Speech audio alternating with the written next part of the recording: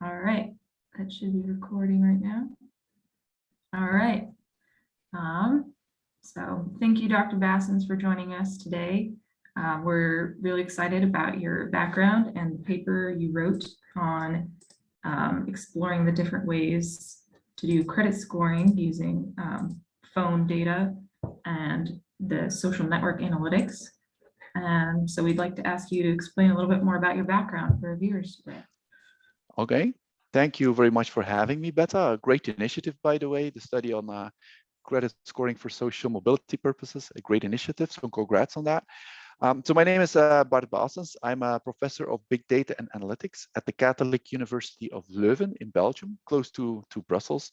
Leuven is very known for various things abroad. One of the most popular things is beer, actually. The Stella Artois beer is being brewed not far away from where I'm located right now.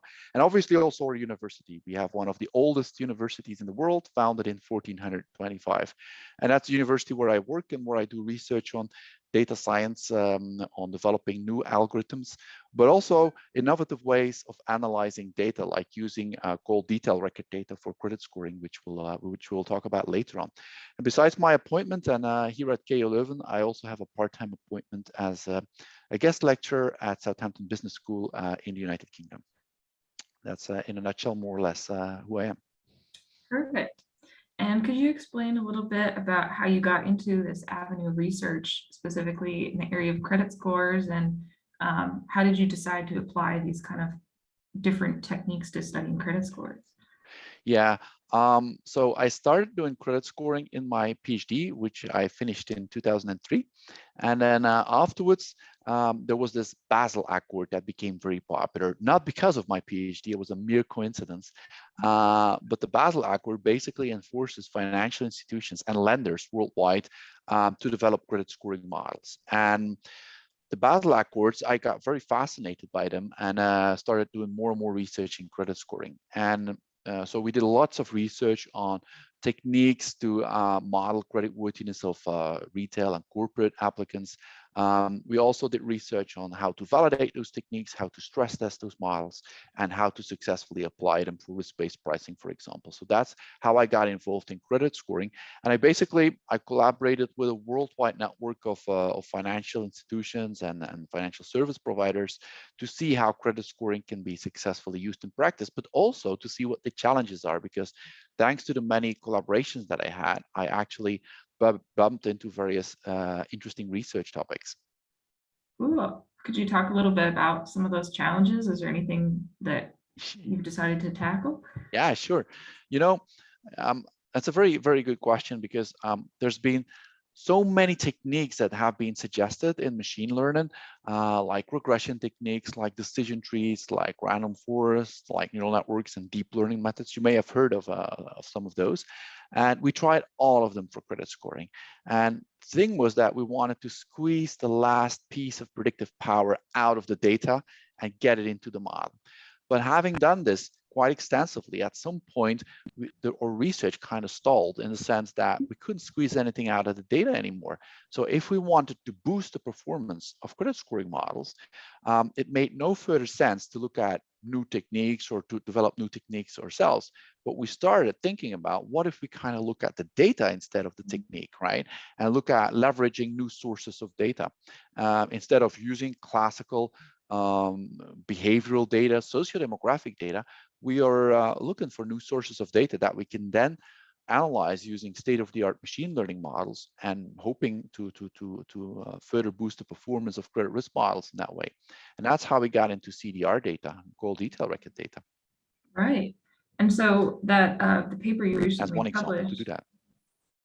Yeah, that the paper you've just published, could you explain to our viewers that don't have like maybe as technical a background, could you summarize kind of what you found out in that study and what was your purpose for it? Sure. I was in collaboration with a bank and telco provider in Central America. And our research question was, could we use call network information, like who you call, could we successfully use that for credit scoring? We got a data set from, as I said, a Central American bank and telco, where obviously the customers were given gave their consent to analyze our call detail records, which allowed us to actually investigate that very important research question. And we found that much of these networks exhibited to a very large extent the concept of homophily. And homophily means birds of a feather flock together. And that also applies to the economic context in the sense that people often call those who are in their economic circle.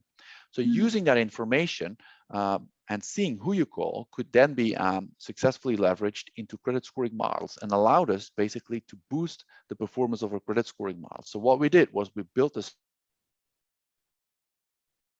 whole call network, like the nodes were the customers of the provider. The edges were then the phone calls that were made, and that was then featurized into special types of, we call that network features, and added to traditional socio-demographic data like marital status, employment status, etc., which we can then use for credit scoring and as such obtain higher performing credit scoring models. Very cool. Yeah, it's a really different approach to credit scoring. And so, yeah, it's something we're investigating, is talking about credit scoring in general. And we're curious, in your paper, you also stated that you thought maybe this could be a way for people who don't have any past credit history to have something to be evaluated on. Why do you think that's a beneficial alternative? It has a beneficial it has benefit to various types of people. First of all, let's look at developing countries, right? In developing countries, it's very hard for people to have access to data, to credit, to have access to credit. And banks also typically lack historical data about the repayment behavior of their customers. So in those countries, banks simply don't have the traditional data to build their credit scoring models. But what we see is that in those countries, the usage of is very popular, right? So what we can do is we can use the data that we got from cell phones, right, from mobile phones, and use that to build credit scoring models. So because of not having the classical data available in this particular setting, we can resort to call detail network data, as such, giving those people easier access to credit. So that's as it concerns to developing countries. In developed countries, it also, if you have people that are accessing the credit market for the first time, also there, in that particular case, banks do not have historical data available. So again, call detail records could present a very interesting alternative in this particular example to give people access to the credit market. Right. Yeah. And in our research, we called that something as a barrier to entry. So people who maybe come from a background where either their family or they don't have any credit score, and that's something where they're trying to get into the credit market for the first time, like to buy a house, a car, maybe get a loan for school. And so, yeah, we found that just the fact of not having a credit score can keep people behind. And so I think that's an interesting alternative there. And I guess in terms of that, we were wondering that, you know, if sometimes there can be maybe some unintended consequences, though, of using different data. And so we're curious, you did mention in the end of the paper that you would want to make sure this was only used in positive ways. Was there any kind of ethical questions you came up if, you know, what if someone's calling history would negatively affect their credit score? Is that a possibility? Yes, I think it's very important to always, first of all, tell customers, and we're legally obliged to do so, and I think it's a good thing, to tell all your customers which data you gather about them and how you process it. Right. And in Europe, we have GDPR, whereby every customer also has the right to be forgotten. That means if at some certain point a customer says, I want all my data to be erased, then the company should take care of that. So that's the first thing. Customers should always be properly aware of what data is gathered about them and how it is used. Next thing is very important, is that all your credit scoring models should be white box, should be transparent, should be explainable, such that we can always give a motivation a reason to customers why credit has been rejected. Mhm. And that also prohibits the use of very complex models for doing credit scoring in a real-life setting, such as ensemble methods, deep learning models, and so on, because these are very complex models that don't give customers any insight as to why they have been rejected. And that's really very important. So two things are important. I think one, on the data collection side, always be transparent what data you collect and how you process it. And secondly, on the post-processing side, when a credit decision has been made, one should always be capable to give the clear motivation if credit has been denied, why. Do you think it would ever be interesting to tell someone like, well, your credit score went down because you were calling, you know, your uncle who has a bad credit score, so just stop calling your uncle and your credit will go up? Do you think that's Well, there's a thing, right, that you can always trick analytical models. It's the right? same, Yeah. is the same with fraudsters. Once you, it's like implementing a fraud detection model, and fraudsters always try to be smarter. Mhm, What right. our techniques do, they detect spontaneous Mhm. behavioral effects in call detail graphs. Obviously, if you're going to deliberately call people to boost your credit quality, it's not going to work that way, right? So there needs to be a degree of spontaneity in there. So that's really very important, right? Because I mean, on-purpose behavior will not help boost your credit scores, I'm afraid, right? Yeah. That is interesting to think about though. And we're wondering, do you think there's any possibility that this could, though, if calling history is somehow related to people's like current statistics of their like socioeconomic status or a neighborhood where they live, people might be more likely to call their family members or people in their neighborhood who also have like come from the same economic background. Do you think there's any risk of like trapping people in poverty that way? No, I don't think so. On the other No? hand, I think there's even an opportunity of getting people out of poverty, Right. because I mean, it will allow people that are less prosperous to actually get access to credit facilities. And I think that's one of the huge benefits that the research in our paper has shown, that because of that extra data source that now becomes available, you're widening up credit opportunities to a bigger mass of customers, which I think is a good thing. I do think you're referring to geographical information, and that's also a very important source of information in credit scoring. But that we don't need to obtain from call detail records. We can have that from Google Street View data, right?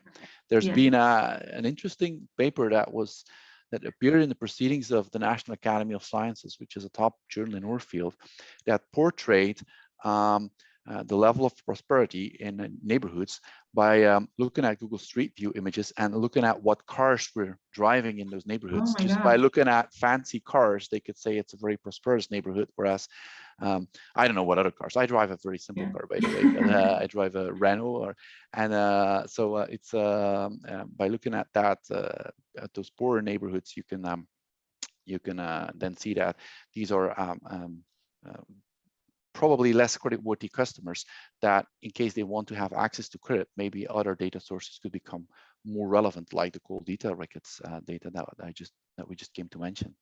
Right. Yeah, it brings up a whole lot of Yeah, questions about just because you have access to data, should you use it?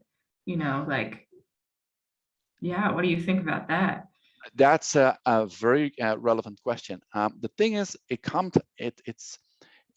it all relates to credit risk models being white box. I think that's very important. But you raise a very important question, because obviously one of the most important pieces of information, and now I'm going to hit something very sensitive, but I'm going to do it. One of the most important pieces of information in any credit scoring model is gender, right? Really Men are usually more risky than women, right? interesting. That is the case, right? But thank God for us men, no bank is allowed to obviously discriminate based on gender, which is pretty obvious, right? But what we do see there is that you can have latent correlation effects in the data. That means that you leave out gender, but there's other variables in the model. Think about certain types of employment. Think about unfortunately, in certain countries, we still have an income gap, a salary gap between both genders. So that could all be correlated to gender. So that there we touch upon something very important, which should be taken care of from an ethical perspective, is to what extent, if those patterns are present in the data, how should we deal with them? And I can unravel those patterns. I can show what's in the data. I'm a specialist in letting the data speak and showing what those patterns are. But obviously, sometimes I also need the advice of an ethical expert or a regulation expert or legal expert to tell us to what extent certain variables should appear in a credit scoring model or not. It's an ongoing debate. Yes, yeah, that's so interesting. And I'm curious, in the sort of the realm of these alternative credit scoring models, are there any other ideas that maybe you haven't been able to research but you've come across? Is there any other kinds of alternative credit scoring that you think would be like a ethical or equitable way to do it, kind of within analytics?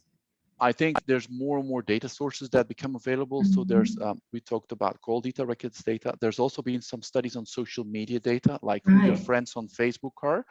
An ex-PhD student of mine worked on that very topic and found also that, fraud defaulters are more likely to be connected with other defaulters on Facebook, and also tend to like the same pages, which is also really important. Yeah, so you can look at not only the direct connection on Facebook, but what you like, and see whether there's some common interests there. So there's data that we gather from Google. There's data that we web scrape, etc. So there's more and more data available, and using the techniques that we have, I can very easily highlight what is the important data, but obviously it always comes with an ethical challenge. And the ethical challenge is really very deep, because one should inform customers about what data is collected about them and how it is being used. But one should also educate customers about that, because it's not, I mean, we've all been through those checkbox lists, which are like pages long. Nobody reads them. Everybody scrolls down and says, I agree, but nobody is actually aware of what they're actually signing. And that's something that we should also create, I think, in a credit scoring perspective, is not only is raising that awareness with your customers, is educating them and telling them, look, this is what we're doing, this is how we are gathering data, this is how it could potentially be used to your benefit, but also it could also be used against you, because the more data you're disclosing, obviously, the more the bank can also find potentially statistically significant patterns to discriminate bad payers and good payers, because that's the ultimate aim at the end of the day for credit scoring models. But people should be properly informed about that and educated. That's really very important. Yeah, definitely. And do you suppose, I guess, with some of these alternative methods, do you think more of them are aimed at increasing access to credit for more people, or is it usually just helping the banks better determine who is a profitable customer, or is it sometimes both? I think many banks nowadays try to combine both, right? So obviously they want to boost the performance of their credit risk models from a statistical perspective, analytical perspective, say these are the good payers, these are the bad payers, but they also want to widen up the access to the credit market, right? And that's, I think that they're trying to also do that, because if we look at developing countries, there's a huge potential there, and there's obviously it's to everybody's benefit that many of these developing countries start further or continue further developing, right? And turn into well-developed countries. So widening up the access to credit markets is you will see that appearing in the mission statements of many banks nowadays.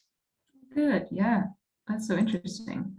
And I guess from the international perspective, since you are living in Belgium, do you know anything about the Belgian credit system? Could you tell us a little bit about how that works? I've worked with some American banks as well, so I've worked with Bank of America and some of the other banks in the US. Cool. Yeah, sure. I know how the credit scoring models work. So they all are estimating three key risk parameters, which are the probability of default, which is the probability of if you apply for a loan that you're going to go into default, yes or no.